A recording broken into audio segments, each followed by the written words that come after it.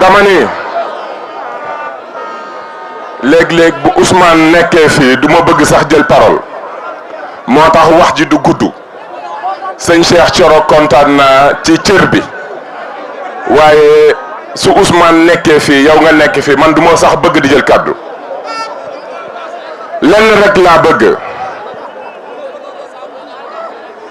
opposition bi damay dégg temps yi coow lu bare coow loo xam ne amul njëriñ opposition liñ koy doyee mooy na dox ci xam-xam opposition liñ koy doyee mooy na contribuer ci ay proposition opposition liñ koy doyee mooy des critiques objectives waaye opposition boo xam ne doo leen dégg ci xam-xam ci ay du ma leen dégg ci xam-xam ci laa leen dégg non dama ne du ma leen dégg ci xam-xam mais ci ay pexe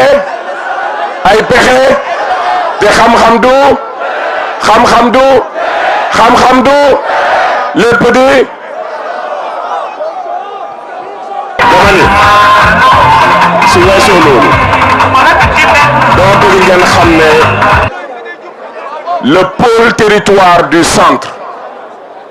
pôle territoire du Baol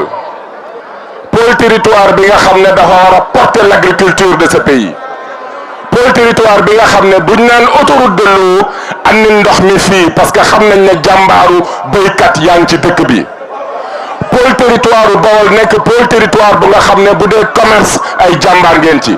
bu dee artisanat ay jàmbaar ngeen ci le président Ousmane Sonko am ambition andi l'industrie au cœur du Baol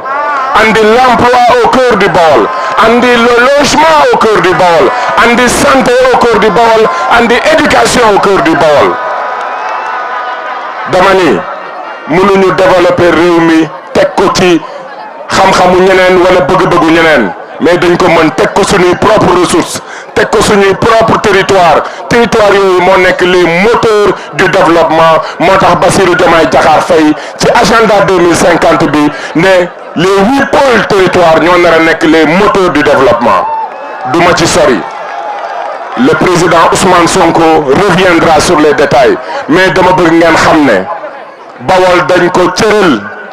Bawol dafa am lu mu représenté ci réew mi te représentation boobu dama bëgg élection yii di ñëw mu feeñ ci bu baax a baax ñun bañ ñëwee démb njaareem dama ne woon sax ñoo fi dàq mobilisation waaye ba ma duggee Mbàkke nag il faut que je reconnaisse que quand même yéen a mën nangu naa ko. meeting laa wax nag waxuma caravane meeting démb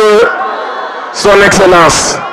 suñu président de parti daf ne waa Njaareem dama leen a dénk ngeen andil ñu 85%. dama ni yéen lu ngeen di andi yéen lu ngeen di andi lu ma dégg jaa ngeen jëf.